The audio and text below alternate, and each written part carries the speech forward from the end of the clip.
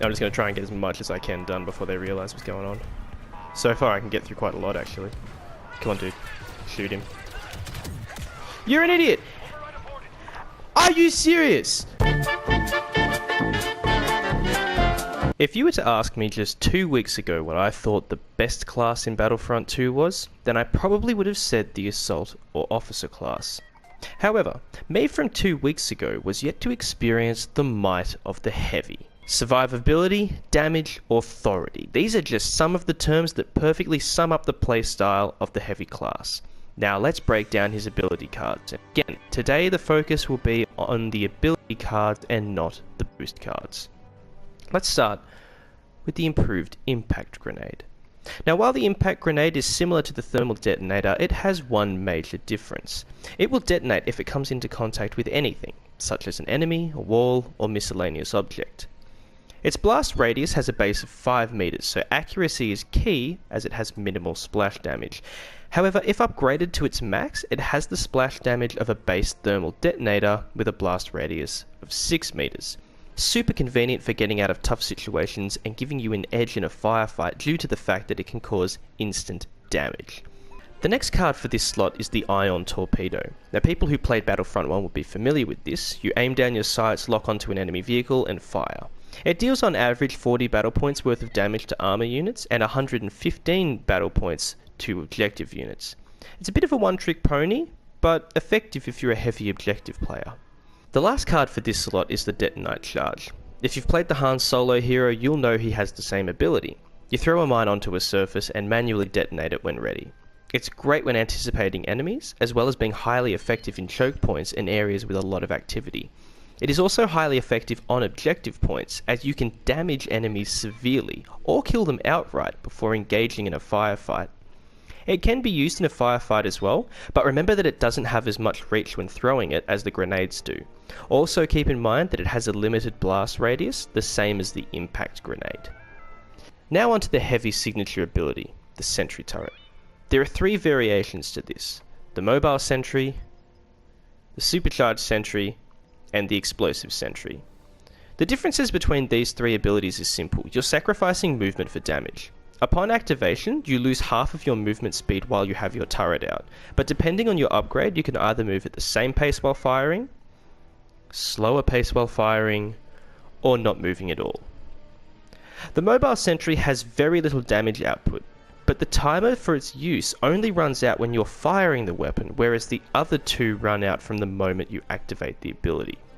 The Supercharged Sentry moves a bit slower, but has increased damage with a little splash damage as well, which quickly takes out most enemies and heroes and is very useful for taking out people around corners and holding tight objectives. The Explosive Sentry can't move at all while firing, however he has large splash damage and increased power.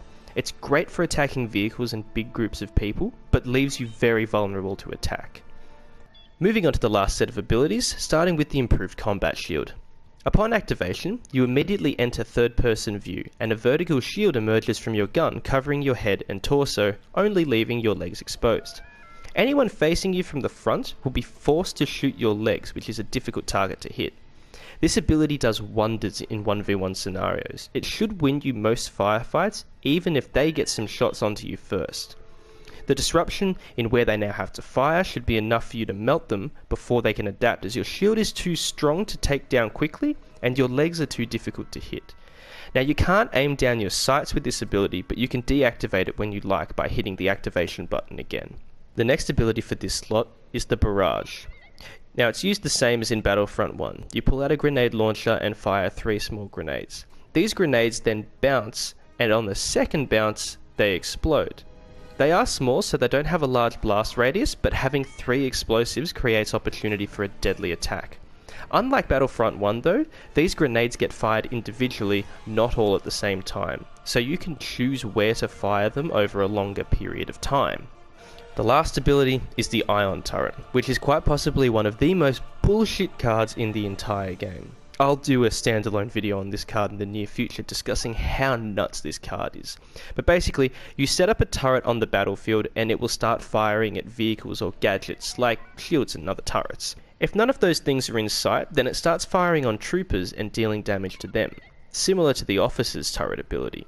So you're getting the best of both worlds. It does deal more damage to vehicles and turrets, but you'll still find yourself getting kills with the turret as well. And you can use it all you like, but that means that you forfeit the right to complain when you get killed by one.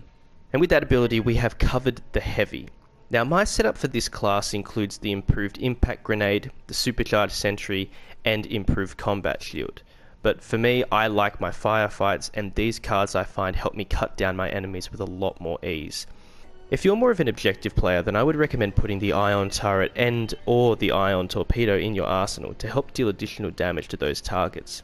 And in my opinion, it would be very helpful to include the barrage or detonite charge on small confined maps such as Tatooine or Starkiller Base to take advantage of the narrow corridors and rooms for bouncing your shots and ambushing people. So thank you so much for watching. In the next video I will be covering the officer, so hit that subscribe, ring that bell, and punch in your hyperspace coordinates for more content coming soon. If you have enjoyed the video, a like would be very much appreciated. I'll also be streaming every day on Twitch, so I would love to see you guys watching this stream. I'll leave the link in the description. Thanks again, may the force be with you, and I'll see you on the battlefront.